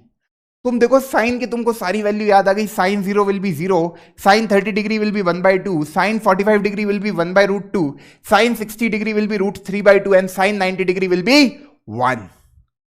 ओ भाई ट्रिग्नोमेट्रिक टेबल ओपी लिख देना तो मेरे को समझ में आ जाएगा तुमको ये टेबल बनाना आ गई। क्या करना था, sine cos tan cot sec cosec, यही ऑर्डर में अपन लिख रहे थे, इसी ऑर्डर में मैंने इधर छापा। 0 डिग्री, फिर 30 डिग्री, फिर 45 डिग्री, फिर 60 डिग्री, फिर 90 डिग्री, जो एंगल अपन ने याद किए। 0 1 2 3 4 डिवाइड बाय 4, अंडर रूट लगाया, सॉल्व किया, जो वैल्यू आ रही है वो साइन 0 की वैल्यू है 0, साइन 30 डिग्री की वैल्यू है 1/2, साइन 45 डिग्री की वैल्यू है 1/√2, साइन 60 की वैल्यू है √3/2 एंड साइन 90 की वैल्यू है 1। याद हो गई? याद हो गई? तो सर इतनी पंचायत क्यों कर रहे थे भाई? सीधे ये बताता ना तो तुम बोलते यार कि मास्टर बेवकूफ बनाता है, मैथमेटिक्स को याद करा रहा है। पर अपने काम का यही है कि तुमको ये वैल्यू याद हो जाएगी, तभी तुम क्वेश्चनों को जल्दी कर पाओगे। कोई प्रूफ तुमसे नहीं पूछेगा, कोई भी एग्जाम में तुमसे प्रूफ नहीं पूछा जाएगा, तुमसे ये वैल्यू पूछी जाएगी जो तुम्हारे दिमाग में फिट हो जाएगी जब तुम प्रैक्टिस करोगे क्वेश्चनों की। क्लियर है? क्लियर है? क्लियर है भाई? टेक्निक है, टेक्निक है। ठीक, अब देखो यार सर ये तो आपने साइन की बता दी, ऐसी क्या अलग अलग टेक्निक होगी? नहीं भाई, साइन में ऐसा लिखा ना, कॉस में यही वैल्यूज को छाप दो ऐसा ऑर्डर में। मतलब जो साइन 90 की वैल्यू है वो कॉस 0 की वैल्यू होगी 1, फिर लिखो √3/2, फिर 1/√2, फिर 1/2 और फिर 0। कॉस में क्या करा? अरे उधर से लिखना शुरू कर दिया, जो साइन 90 की वैल्यू थी वो कॉस 0 की वैल्यू है, जो साइन 60 की वैल्यू है वो कॉस 30 डिग्री की वैल्यू है, जो साइन 45 डिग्री की वैल्यू है वो कॉस 45 डिग्री की वैल्यू है। आप यार पीछे के पन्ने पलटा के चेक भी कर सकते हो, यही वैल्यू अपन ने लिखी थी। क्लियर है? चलिए सर 10 में क्या करेंगे? Sign by cos. 10 में क्या करेंगे भाई? Sine by cos, sine by cos. 0/1 क्या होगा? 0/1 विल बी 0, 0/1 विल बी 0। 1/2 को डिवाइड कर दोगे √3/2 से, 2 से 2 कैंसल। भैया देखो इसको इससे डिवाइड करना है, इसको इससे डिवाइड करना है, क्योंकि 10 30 की वैल्यू निकालनी तो साइन 30/cos 30 कैंसल होगा, तो ये बनेगा 1/√3। ये तीसरा बनाने के लिए मैं क्या कर रहा हूं, पहली रो को दूसरी वाली रो से डिवाइड कर रहा हूं। ये पहली है, ये दूसरी है, इन दोनों को आपस में डिवाइड कर दूंगा तो 10 की वैल्यू निकल के आ जाएगी। 1/√2 को 1/√2 से डिवाइड करोगे तो 1 ही आ जाएगा। इसको √3/2 को 1/2 से डिवाइड करोगे तो √3 आ जाएगा, और 1 को 0 से डिवाइड करोगे तो नॉट डिफाइंड आ जाएगा, जिसको आप इनफिनिटी भी लिखते हो, है ना। अभी के लिए सही है, पर 11वीं में जाके ये गलत बात हो जाएगी जब लिमिट पढ़ा दी जाएगी। ये नॉट डिफाइंड आ गया, 1/0 मतलब नॉट डिफाइंड, है ना। मैथमेटिकली आप डिफाइंड नहीं कर सकते हो। 10 याद आया? 10 कैसे लिखा? Sign by cos. 10 लिखने का तरीका, tan थीटा क्या होता है? Sine theta by cos theta. Quotient rule से ये बात समझी थी, तो इसको डिवाइड बाय इससे किया, 0/1 0 होता है, 1/2 को डिवाइड करा √3/2 से, 1/√3 आ गया। इस तरीके से आपने 10 लिख दिया। कॉट में क्या करोगे? जैसा साइन कॉस में करा ना, कॉट में ऐसे चल जाओ, या तुम 10 का रेसिप्रोकल करके भी लिख सकते हो, 0 का रेसिप्रोकल। भाई 0/1 है, ये बन जाएगा 1/0, तो नॉट डिफाइंड हो जाएगा। ऐसे भी चल सकते हो, और पता है कैसे चल सकते हो? उधर से चलना शुरू कर दो, नॉट डिफाइंड, √3 1, 1/√3 और 0, है ना। नॉट डिफाइंड में डिवाइड में 0 आता है तो वो ऊपर चला जाएगा न्यूमरेटर में 0। भाई ये 1/0 आता है ना, तो ये इसको रेसिप्रोकल करोगे तो 0/1, तो 0 ही आ जाएगा। इस तरीके से आप कॉट की वैल्यू लिख सकते हो। सेक के लिए क्या करोगे? अरे यार सेक थीटा के लिए तो 1/cos थीटा कर सकते हो, सेकेंड रो का रेसिप्रोकल, है ना, सेकेंड रो का रेसिप्रोकल। तो बस तुमको साइन की वैल्यू कभी याद है, तुम बाकी सब तो अपने आप लिख सकते हो। सेक की वैल्यू कैसे लिखोगे? 1/cos करके, तो यार 1 का रेसिप्रोकल विल बी 1, √3/2 का रेसिप्रोकल 2/√3, 1/√2 का रेसिप्रोकल √2, 1/2 का रेसिप्रोकल 2, और 0 का reciprocal that is not defined. Not defined. 0 का रेसिप्रोकल क्या होगा भाई? डिनोमिनेटर में 0 चला जाएगा, है ना। 0/1 समझ लोगे तो वो 1/0 हो जाएगा, which is not defined. Cosec के लिए वैसे चल लो, नॉट डिफाइंड, नॉट डिफाइंड, फिर 2/√3 और 1। क्या करा अपन ने? सेक में ऐसे चले तो कॉसेक में सेक का ऐसा चला, जैसा साइन कॉस में किया था, tan कॉट में किया था। इस तरीके से आपने पूरी टेबल बना ली। कॉसेक को आप 1/sin करके भी निकाल सकते हो, तुम्हारा ऊपर है, जिस टेक्निक से निकालना है निकाल लो। क्लियर है? टेबल बन गई, खींच लो भाई, टेबल खींच लो, एकदम टेबल खींच लेना अपने पास, सबकी यही वैल्यूज आ रही है, कोई दिक्कत कोई कंफ्यूजन तो नहीं है। किसी भी प्रकार का कोई कंफ्यूजन हो तो आप अभी पूछ सकते हो कि सर ये वाला कॉलम कैसे लिखा, ये वाली रो कैसे लिखी। अब कुछ बच्चे कह रहे एंड एंड एंड, भाई कुछ सवाल तो करा दूं, कुछ बवाल तो करा दूं, है ना। चलो, पूरी टेबल याद हो गई, पूरी टेबल याद हो गई, ये तरीका याद हो गया, है ना। बना लेना एक बार वापस से घर जाके खुद से, अच्छी राइटिंग में सारी बातें आपको समझ में आनी चाहिए, तभी मुझे मजा आएगा, तभी तुम्हें मजा आएगा। ठीक है, चलो भाई। हाँ, कुछ अपन ने टेबल को देख के कुछ विजुअलाइजेशन किए, पर ये विजुअलाइजेशन मैं अगली क्लास में डिस्कस करूंगा, है ना, क्योंकि ये तुम्हारे अभी समझ के परे नहीं होंगे इतने विजुअलाइजेशन। पर तुम खुद देखो इस टेबल को देख के तुमको क्या समझ में आया। साइन थीटा में क्या हुआ, 0 थी वैल्यू, फिर जैसे जैसे तुमने एंगल को बढ़ाया साइन की वैल्यू बढ़ी, 0, 1/2, 1/2 इज 0.5, फिर 1/√2, इससे और बड़ी वैल्यू, फिर √3/2, इससे बड़ी वैल्यू, फिर 1 पे आ गए। तो 0 से लेके 1 तक जैसे तुमने एंगल को बढ़ाया साइन थीटा क्या हुआ, बढ़ा। पर कॉस थीटा को देखो तो वो 1 से लेके 0 पे चला गया। मतलब साइन थीटा में जब तुम थीटा को बढ़ा रहे हो, मतलब एंगल को बढ़ा रहे हो, तो साइन थीटा क्या होता है, बढ़ता है। कॉस थीटा क्या होता है, घटता है। यही लिखा है यहां पे पहली लाइन में, the value of sine theta increases from 0 to 1 and cos theta decreases from 1 to 0। जब आप थीटा को बढ़ा रहे हो 0 से 90 डिग्री, देखो यार थीटा को आप बढ़ा रहे हो, थीटा को आप आगे 0 डिग्री था, फिर 30 डिग्री था, तो साइन थीटा बढ़ रही थी, साइन थीटा की वैल्यूज बढ़ रही थी, पर कॉस थीटा की वैल्यू घट रही थी। तो साइन थीटा क्या हो गया, इंक्रीजिंग, कॉस थीटा क्या हो गया, डिक्रीजिंग, है ना। बहुत बढ़िया। तो कुछ बच्चे कह रहे sine theta is directly proportional to angle, आप एंगल को बढ़ाओगे 0 से 90 डिग्री में तो साइन थीटा बढ़ता है। कॉस थीटा में आप एंगल को बढ़ाओगे 0 से 90 डिग्री में, कॉस थीटा की वैल्यू घटती है। तो कॉस थीटा में एंगल के इनवर्सली प्रोपोर्शनल है ना कॉस थीटा की वैल्यू, और साइन थीटा में डायरेक्टली प्रोपोर्शनल है एंगल से वैल्यू साइन थीटा की। क्लियर है? ये 0 से 90 डिग्री की बातें हो रही है, उसके आगे पीछे की बातें आपको करनी नहीं है। एक्यूट एंगल के बारे में बातें होंगी और 0 डिग्री और 90 डिग्री के बारे में बातें होंगी। अब देखो टेन थीटा में क्या हो रहा है, टेन थीटा में भी आप देखो तो 0, फिर वैल्यू बढ़ी, फिर वैल्यू बढ़ी, फिर और वैल्यू बढ़ी, फिर इंफिनिटी चली गई, इंफिनिटी मतलब अनगिनत चली गई। तो टेन थीटा में भी जब आप थीटा को बढ़ा रहे हो तो टेन थीटा की वैल्यू भी बढ़ रही है, पर कॉट थीटा में वैल्यूज घट रही है। इंफिनिटी थी मतलब नॉट डिफाइंड, मतलब बहुत बड़ा नंबर आ गया है, डिवाइड बाई 0 मतलब बहुत बड़ा नंबर है, फिर वैल्यू कम हुई, फिर वैल्यू कम हुई, फिर और कम हुई, 0 पे चला गया। तो कॉट थीटा में जब आप थीटा को बढ़ाते हो तो वैल्यू क्या हो जाती है, घट जाती है। ठीक है, बहुत बढ़िया।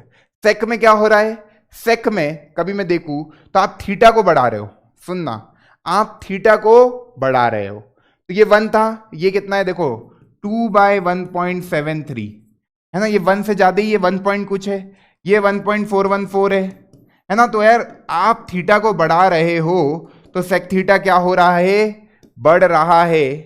दिख रही है बातें?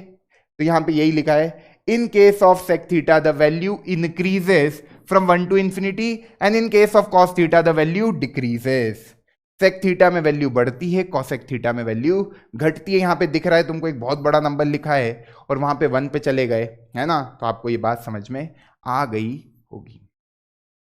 किसमें बढ़ रही है किसमें घट रही है समझ में आया, है ना। प्लीज एक्सप्लेन सेक थीटा वाला। देखो यार सेक थीटा में क्या हो रहा है, पहले 1 थी, है ना, फिर ये वैल्यू देखो 1 से ज्यादा है, 2 को जब तुम डिवाइड करोगे 1.7 से तो ये कुछ आएगा 1 पॉइंट समथिंग, तो 1 से बड़ी वैल्यू आ गई ना, तो वैल्यूज बढ़ रही है, 1 से कुछ बड़ी, फिर ये 1.414, फिर ये 2, तो वैल्यू बढ़ रही है। आप थीटा को बढ़ा रहे हो, सेक थीटा बढ़ रहा है, क्योंकि आखिरी में क्या आ गया, इंफिनिटी, बहुत बड़ा नंबर।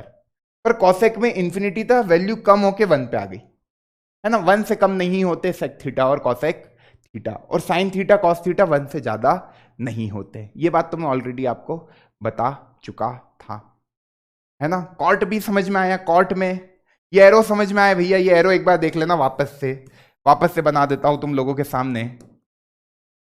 साइन थीटा, थीटा को बढ़ाया साइन थीटा बढ़ा, कॉस थीटा, थीटा को बढ़ाया कॉस थीटा घटा, टेन थीटा, थीटा को बढ़ाया टेन थीटा बढ़ा, कॉट थीटा, थीटा को बढ़ाया, है ना, कॉट थीटा घट गया, सेक थीटा में थीटा को बढ़ाया तो सेक थीटा बढ़ गया, कॉसेक में घट गया। तो बढ़ना घटना बढ़ना घटना बढ़ना घटना चलता रहा ये सिलसिला बढ़ना घटने का। समझ में आ गया होगा तुम लोगों को, उतार लो ये भी। यही था यहाँ पे जो लिखा था, है ना। यहाँ पे बोला कि यार फ्रॉम 0 to 1, 1 to 0, जो वो टेबल से ऑब्जर्व किया वो सारी बातें आपने यहाँ लिख दी, है ना। ये मैं थोड़ा और बताऊंगा। The maximum value of 1 by sec theta, 1 by sec theta क्या होता है? Cos theta. अब कॉस थीटा की जो मैक्सिमम वैल्यू है वो 1 होती है, साइन थीटा की भी जो मैक्सिमम वैल्यू है वो 1 होती है 90 डिग्री पे, है ना, वही लिखा है। ठीक है, चलो कोशिश करना इसको पढ़ के समझने की, तुमको आ जाएगा। क्वेश्चन कराता हूं, समय की पाबंदी है अपने पास, है ना। जो बोला गया है वही लिखा है, पढ़ोगे सारी बातें समझ में आ जाएगी। जहां पे कोई दिक्कत आएगी तो मैं अगली क्लास में यहीं से शुरू करूंगा, है ना। चलो क्वेश्चन करते हैं, आंसर निकालते जल्दी जल्दी 5-10 मिनट में आंसर निकालते हैं, फिर एंड करेंगे। आप लोगों को भी भूख लग रही होगी, मुझे भी बहुत तेज भूख लग रही है। फटाक से क्वेश्चन करते हैं ताकि जो पढ़ा है एक बार पता लग जाए भैया कितना क्या याद हो गया है। सर कॉट 30 टेबल खोलेंगे, कॉट 30 की वैल्यू लिखेंगे और इसमें पुट करके आंसर निकाल लेंगे, बस और कुछ नहीं करना है। कॉट स्क्वायर 30, तो पहले मेरे को बताओ कॉट 30 की वैल्यू क्या होगी, है ना। अब देखो यार कॉट 30 तो मेरे को ऐसे एकदम याद नहीं होगा, है ना। मुझे साइन 30 याद है 1/2 होता है ना, और मुझे कॉस 30 याद है √3/2 होता है। तो मेरे को कॉट 30 याद हो गया 1/√3। मैं साइन कॉस याद रखता हूं, बाकी सब अपने आप याद हो जाते हैं। कॉसेक 30, मेरे को साइन 30 याद है 1/2, तो उसका रेसिप्रोकल कॉसेक 30 विल बी 2, और टेन 30 कॉट 30 का रेसिप्रोकल विच इज √3। यही वैल्यू है, मैंने सही लिखी क्या भाई? सही लिखी सर एकदम। बस पुट कर दो भाई 1/√3 का स्क्वायर, है ना। जिनको ये वैल्यू याद नहीं है टेबल में से छाप लेना, टेबल तुम लोगों को आती है बनानी। कॉसेक 30 की वैल्यू 2 और ये 3 into ten square 30, ten square 30 मतलब √3 का, ए भाई गलती हो गई भाई, गलती हो गई, उल्टा लिख दिया मैंने। कॉट 30 आपका होता है √3 और टेन 30 होता है 1/√3। माफी चाहूंगा, गलती हो गई, लिख दिया होगा बच्चों ने रॉन्ग, है ना। अरे कॉट 30 √3 होता है, ये तो आपने साइन बाय कॉस कर दिया, साइन 30 बाय कॉस 30 कर दिया, मतलब आपने टेन 30 की वैल्यू निकाल के बता दी हमको 1/√3। अब ठीक है, हाँ भाई ये वैल्यूज होती है। अब पुट कर दो इसको, फटाक से पुट करें। कॉट 30 कितना होता है? √3 का स्क्वायर। चलो भैया √3 का स्क्वायर। कॉसेक 30 कितना?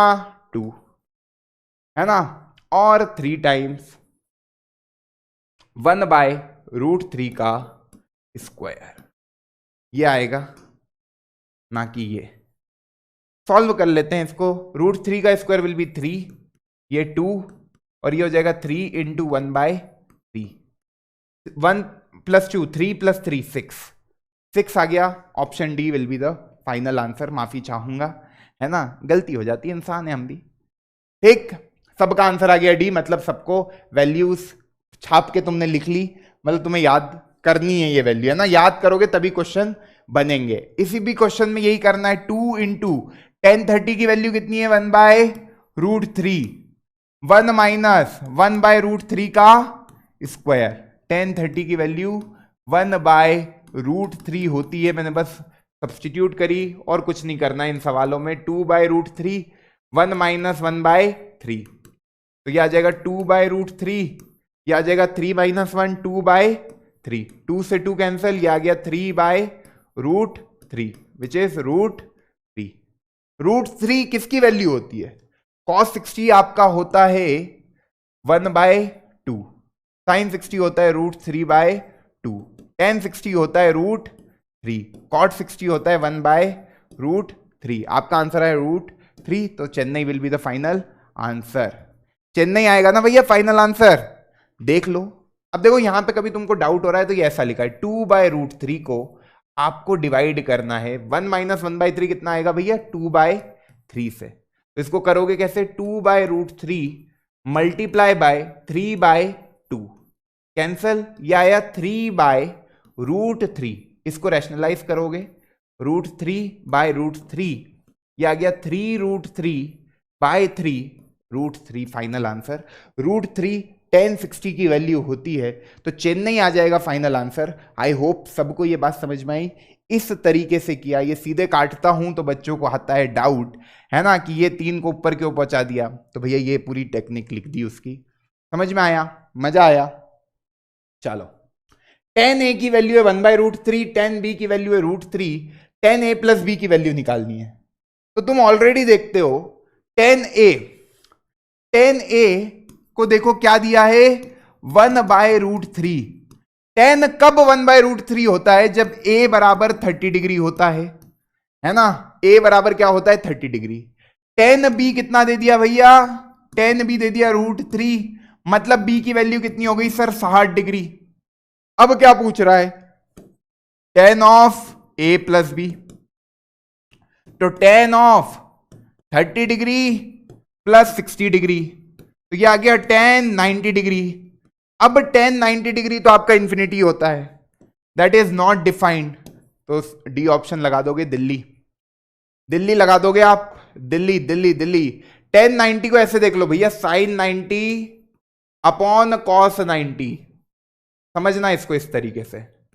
sin 90 कितना होता है sin 90 1, cos 90 0, तो 1/0 मतलब नॉट डिफाइंड, उसको ही इंफिनिटी की तरह आप लिखते हो। क्लियर है, थोड़ा सा याद रखना रहेगा, बाकी तो तुम मचाने में एक्सपर्ट हो ही। इसको करोगे सॉल्व, सर √3 tan थीटा बराबर 2 sin थीटा, तो देखो यार √3 ये कितना हो गया sin theta by cos theta, tan theta को लिख सकता हूं इस तरीके से, और ये हो गया 2 sin थीटा, है ना। अब देखो यार ये वाला sin थीटा और ये वाला sin थीटा कैंसिल हो जाएगा, क्योंकि ये इधर मल्टीप्लाई में वो उधर मल्टीप्लाई में। इसको ऐसे समझ लो √3 के साथ मल्टीप्लीकेशन में था sin theta by cos theta, और इधर 2 के साथ मल्टीप्लीकेशन में था sin थीटा, तो ये कैंसिल हो जाएगा क्योंकि ये मल्टीप्लाई में उधर जाके डिवाइड होगा तो काट देगा। तो इधर से आपका cos थीटा की वैल्यू निकल के आ गई कितनी √3/2। इसका मतलब थीटा कितना हो गया 30 डिग्री, है ना। थीटा कितना हो गया 30 डिग्री। cos थीटा कब √3/2 होता है जब थीटा होता है 30 डिग्री, तो ये हो गया साइन स्क्वायर थीटा, मतलब sine square 30 degree minus cos square 30 degree. Solve हो पा रहे तुम लोगों से सवाल, सवाल सॉल्व हो पा रहे कि नहीं। देखो भैया साइन स्क्वायर 30 मतलब साइन 30 की वैल्यू होती है 1/2 का square, sine 30 will be equal to 1/2 minus √3/2 का स्क्वायर। देखो 1 का स्क्वायर विल बी 1, 2 का स्क्वायर विल बी 4, √3 का स्क्वायर विल बी 3, 2 का स्क्वायर विल बी 4, ये आ गया 4, 1 - 3 दैट इज -2/4 विच इज -1/2। क्या आंसर आया भैया बंबई आ गया, एकदम बी लगाओगे आंसर, है ना। थोड़ा जल्दी कर रहा हूं ताकि ज्यादा क्वेश्चन आप लोगों के साथ डिस्कस कर पाऊं, क्योंकि मुलाकात अपनी अब मंडे को होनी है, तो आप लोगों से डीएचए पूरी तरह सॉल्व हो जाए, ये मैं चाहता हूं। जल्दी करो इसको, है ना। वैल्यूज को रखना है और कुछ नहीं करना है, वैल्यूज को रखना है। अब देखो यार यहां पे इसको देख के घबराओगे तो इस तरह का क्वेश्चन मैंने लेक्चर 2 में भी कराया। जब 2 ट्रिग्नोमेट्रिक रेशो हो तो एक ट्रिग्नोमेट्रिक रेशो बनाने की कोशिश करोगे। tan थीटा है तो उसको साइन बाय कॉस लिख सकते थे, और ये साइन थीटा से ये साइन थीटा कैंसिल हो जाएगा क्योंकि ये इसके साथ मल्टीप्लाई में उधर जाएगा डिवाइड, साइन थीटा से sine theta cancel, sine theta से sine theta cancel, cos theta की वैल्यू आ गई √3/2। ये कब होता है जब थीटा इक्वल टू 30 डिग्री होता है। अब थीटा 30 डिग्री हो गया तो यहां पुट कर दिया और सॉल्व करके आंसर निकाल दिया, है ना। अब देखो यार कुछ क्वेश्चन और है, कुछ क्वेश्चन और है, मैं चाहता हूं आप लोग करके आए, है ना। आप लोग करके आना, ये होमवर्क दे रहा हूं मैं, कुछ प्यारे प्यारे क्वेश्चन आप लोगों को होमवर्क है भाई, और ईमानदारी से करके आना। आंसर आप कमेंट कर सकते हो, मैं सारे अगली क्लास में आपके साथ डिस्कस करूंगा। ये पीडीएफ आपको मिल जाएगी, है ना, ये पीडीएफ आपको मिल जाएगी भाई, ठीक है। चलिए ये भी होमवर्क है, ये वाला भी होमवर्क है ना, और ये वाला भी होमवर्क है। अच्छे अच्छे सवाल है, कोशिश करना, ट्राई करना, बनेंगे आप लोगों से, अटकोगे कहीं फंसोगे, बस वैल्यूज को आपको रखना है यहाँ पे, इन वैल्यूज को रख के सॉल्व करना है, सिंपल मल्टीप्लिकेशन एडिशन। अब आपसे अलविदा लेना चाहूंगा, है ना, क्योंकि मेरे ख्याल से आज के लिए काफी है। ट्रिग्नोमेट्रिक रेशियो एंगल, किन किन स्पेसिफिक एंगल की हमने बात करी, 0 degree, 30 degree, 45 degree, 60 degree, 90 degree. वो टेबल बनाना सीखा, कैसे बनाया, 0 1 2 3 4 डिवाइड बाय 4, अंडर रूट लगाया, साइन की वैल्यू निकाल दी, कॉस में साइन का बिल्कुल उल्टा चला दिया, है ना, साइन कॉस निकल गए तो 10 निकालने में साइन बाय कॉस कर दिया, कॉट में क्या किया, 1/10 कर लिया, या 10 को रिवर्स करके चला दिया। तो आई होप आपको आज के लेक्चर में मजा आया होगा, उम्मीद करता हूं। मुस्कुराते रहो, मन लगा के पढ़ाई करते रहो। बच्चे कह रहे शायरी, शायरी हो जाएगा एक और, चलो जाते जाते एक शायरी हो जाए यार। एक तो तुम लोगों ने गलत गलत आदत डलवा दी है ना, है ना, एक शायरी हो जाए बढ़िया सी, क्या कहते हो, क्या कहते हो? अरे यार वही सुनाई थी मैंने, है ना, आज की तो हो चुकी है एक शायरी उसी को एक बार रिवाइज करा देते, शायरी भी इंपॉर्टेंट है क्या थी शायरी याद है तुम लोगों को? हालातों से हारने वाला मत समझना, हालातों से हारने वाला मत समझना, अगर आज हवा तेरी है तो कल तूफान मेरा होगा। मुस्कुराते रहो, मन लगा के पढ़ाई करते रहो, दुआओं में याद रखना। बाय बाय, टेक केयर, अपना ध्यान रखना, बढ़िया से खाओ, बढ़िया से पियो, सो जाओ, बाय बाय।